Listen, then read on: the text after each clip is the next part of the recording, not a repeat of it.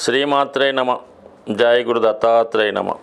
ఈ వీడియోలో మనం సెప్టెంబర్ 29 నుంచి అక్టోబర్ 5వ తారీఖు మధ్యలో జరగబోయే వారఫలాలు తులారాశి వారికి ఏ విధంగా ఉంటాయి అని పరిశీలించినప్పుడు, ముఖ్యంగా ఈ వారం అంతా కూడా శుక్రుడు స్వక్షేత్రంలో సంచరించడం ఈ రాశి వారిలో ఉన్నటువంటి ప్రతిభకు తగిన గుర్తింపు రావడం జరుగుతుంటుంది. వారిలో ఉన్నటువంటి నైపుణ్యానికి తగిన గుర్తింపు రావడం వల్ల చక్కని అవకాశాలు ఈ వారంలో వీరికి రావడం జరుగుతుంటుంది. అంటే ఎక్కువగా ఈ తులారాశిలో సెలబ్రిటీ రంగానికి చెందిన వారు సినిమా, యూట్యూబ్, వీడియో, మీడియా రంగాల్లో ఎక్కువ మంది ఉంటారు. ఏదో ఒక రంగంలో గుర్తింపు ఉంటుంది ఈ రాశిలో జన్మించిన వారికి. అటువంటి వారి ప్రతిభకు తగిన గుర్తింపు రావడం జరుగుతుంది. ముఖ్యంగా రాశిలో శుక్రగ్రహ సంచారం వల్ల జాతకుడికి ఈ వారంలో నూతన వస్త్రలాభం, వాహన లాభం జరిగే అవకాశం ఉంది. ముఖ్యంగా స్త్రీలకి వివాహ ప్రయత్నాలు ఫలించే అవకాశం ఉంది. వారికి విదేశ అవకాశాలు కూడా ఈ సమయంలో చాలా బలంగా రావడం జరిగింది. అంటే పంచమ స్థానంలో ఉన్నటువంటి శనితో శుక్రునికి కోణ దృష్టి ఏర్పడినప్పుడు స్త్రీలకి గొప్ప అవకాశాలు, కళారంగంలో ఉన్న వాళ్ళకి గుర్తింపు రావడం జరుగుతూ ఉంటుంది. మరి ఈ వారంలో 2 గ్రహాలు వ్యయ స్థానంలో సంచరిస్తున్నాయి. ముఖ్యంగా భాగ్యాధిపతి శుక్రుడు 12వ స్థానంలో ఉచ్చస్థితికి రావడం వల్ల జాతకుడు పుణ్య కార్యక్రమాల యందు ఆసక్తి పెరుగుతుంది. ఏదో ఒక పుణ్య కార్యక్రమంలో పాల్గొంటాడు.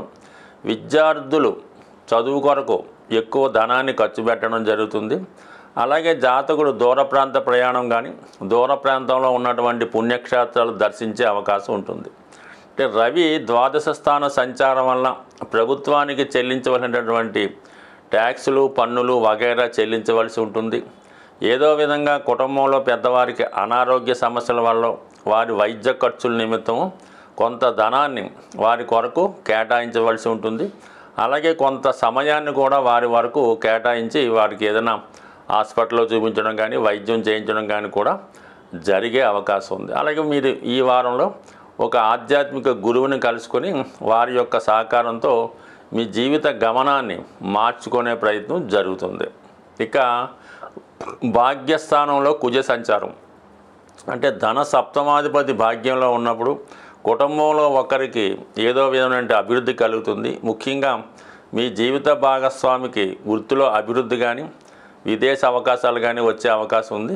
సో ఏదైనా భూములు, స్థిరాస్తుల వల్ల కలిసి వస్తాయి.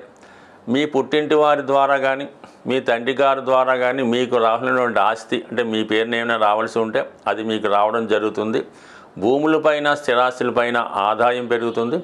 వ్యక్తిగతంగా కుటుంబ ఆదాయం పెరగడం వల్ల, కుటుంబంలో ఆస్తుల విలువ పెరగడం వల్ల వ్యక్తిగతంగా మీ యొక్క ప్రతిష్ట పెరిగే అవకాశం ఉంటుంది. మొత్తం మీద కుజుడు కూడా మీకు మంచి భాగ్యస్థానంలో ఉండడం వల్ల భాగ్యాన్ని, పుత్ర సంతానానికి అభివృద్ధినిస్తాడు. అలాగే మరి పుత్ర సంతానం కలిగే అవకాశం కూడా శుక్రుడు భాగ్యస్థానంలో ఉన్నవారికి కలుగుతూ ఉంటుంది. ముఖ్యంగా మరి శని 5వ స్థానంలో ఉండడం వల్ల స్పెక్యులేషను, జోదం, అలాగే పేకాట, ఈజీ మనీ, పందాలు వాటి జోలికి వెళ్లకుండా నిజాయితీ మార్గంలోనే ధనాన్ని సంపాదించే ప్రయత్నం చేయాలి తప్ప ఏమాత్రం ప్రలోభాలకి, ఆశకి లొంగిన చాలా వరకు నష్టపోయే అవకాశం ఉంది. సాధారణంగా ఈ తులారాశి వారు ఏం చేస్తుంటారంటే, ఒక పని ఎన్నిసార్లు నష్టం వచ్చినా పదే పదే ఆ పని చేయడం వల్ల మొత్తం పోగొట్టుకోవడం జరుగుతూ ఉంటుంది. ఉదాహరణకు ఒకసారి మనకు ఆ పనిలో నష్టం కలిగింది అనుకున్నప్పుడు రెండోసారి ఖచ్చితంగా ఈ తులారాశి వారు ఆలోచించాలి తప్ప పదే పదే ఆ కార్యక్రమం చేయడం వల్ల పూర్తిగా నాశనం అయ్యే అవకాశం ఉంది. కాబట్టి ఎట్టి పరిస్థితుల్లో కూడా ఇటువంటి బలహీనతలకి, వ్యసనాలకి లోను కావద్దు. మరి గురుగ్రహం అష్టమ స్థానంలో ఉండడం వలన నిగూఢంగా, రహస్యంగా కొన్ని పొరపాట్లు చేయే విధంగా ప్రేరేపణ జరుగుతూ ఉంటుంది. 6వ స్థానంలో ఉన్నటువంటి రాహు కొంతమంది మిత్రుల సహకారంతో ఇటువంటి కార్యక్రమాల్లో పాల్గొనడం జరుగుతుంది. కాబట్టి సాధ్యమైనంత వరకు నిజాయితీ అయిన మార్గంలో వెళ్ళినప్పుడు 100% ఈ సక్సెస్ మీకు వచ్చే అవకాశం ఉంది. ముఖ్యంగా ఎవరైతే చాలా వరకు ఆర్థికపరమైన ఇబ్బందులు, లేదంటే వివాహాలు ఆలస్యం అవడం, కుటుంబంలో అందరూ నిరుద్యోగులుగా ఉండడం, ఇటువంటి కొన్ని కారణాలు మీ జాతకంలో ఉన్నటువంటి పితృదోషాలకు కూడా కారణం అవ్వచ్చు.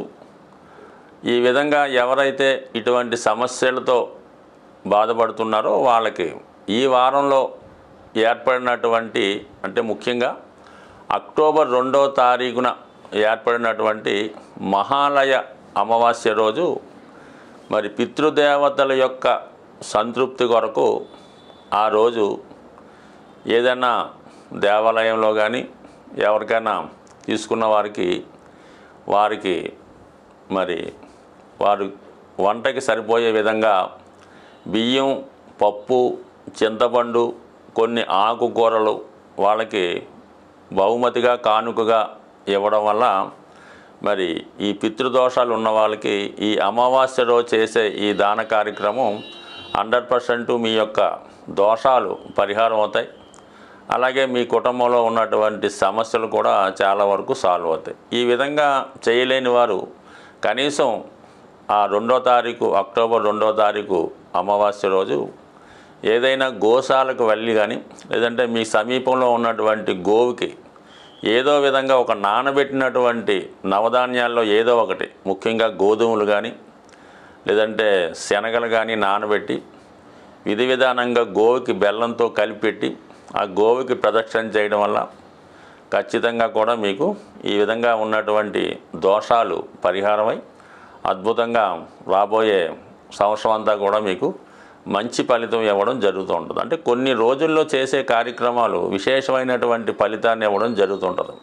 అందులో ఈ మహాలయ పక్షంలో వచ్చే అమావాస్య, దాని తర్వాత మీకు అక్టోబర్ 3 నుంచి మరి దసరా నవరాత్రులు ప్రారంభమవుతున్నాయి కాబట్టి మరి ఈ సమయంలో ఎవరైతే అమ్మవారి ఆరాధన, లక్ష్మీ ఆరాధన చేస్తుంటారో వారికి అఖండ సౌభాగ్యం కలిగే అవకాశం ఉంటుంది. అయితే ముఖ్యంగా మీరు పెద్దగా ఏమీ కష్టపడక్కర్లేదు.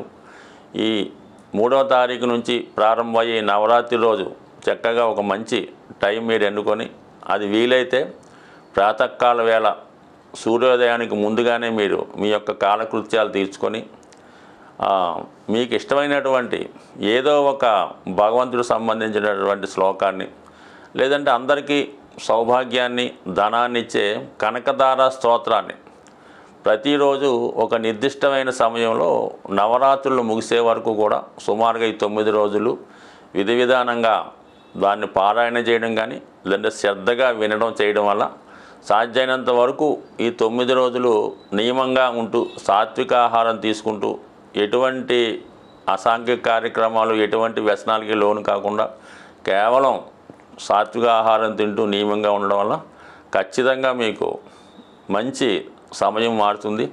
అలాగే గ్రహంలో అంటే జాతకంలో ఉన్నటువంటి గ్రహ దోషాలన్నీ కూడా సాల్వ్ అయ్యి మీకు చాలా వరకు మంచి ఫలితాన్ని కూడా ఇవ్వడం జరుగుతూ ఉంటుంది. సో ఏదైనా మనం కొన్ని పర్వదినాల్లో చేసే విధంగానే ఈ దసరాలో ఈ 9 రోజులు ఎవరన్నా సరే చిన్నవారి నుంచి పెద్దవారి వరకు చేయడం వల్ల ముఖ్యంగా జాతకంలో శనిగ్రహం ద్వారా వచ్చే దోషాలు, రాహుగ్రహం ద్వారా వచ్చే దోషాలు చాలా వరకు అమ్మవారి యొక్క అనుగ్రహంతో మీకు అవి పూర్తిగా తొలగిపోయే అవకాశం ఉంటుంది. కాబట్టి సాధ్యమైనంత వరకు మీకు ఎంతగా వీలైతే అంతగా చేయడం వల్ల ఎక్కువ విజయావకాశాలు పొందుతారని ఆశిస్తూ స్వస్తి.